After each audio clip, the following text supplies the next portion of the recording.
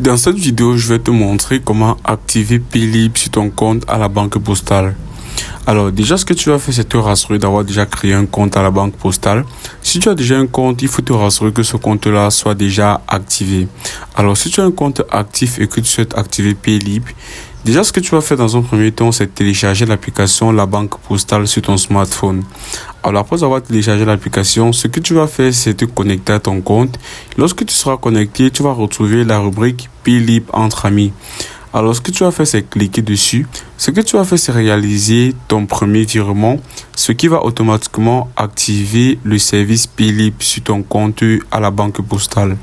Alors, après avoir cliqué sur la rubrique Paylib entre amis, ce que tu vas faire par la suite, c'est réaliser ton premier virement, ce qui va automatiquement activer le service de Paylib sur ton compte à la banque postale. Alors, pour avoir la possibilité d'activer Paylib sur ton compte, tu vas devoir respecter toutes ces différentes conditions-ci. Alors, tu dois premièrement être majeur, tu dois être titulaire d'un CCP joint ou encore individuel, tu dois avoir activé Certicode Plus. Et aussi, tu dois avoir déclaré un numéro de téléphone mobile sécurisé, Certicode français. Et enfin, tu dois avoir renseigné une adresse email.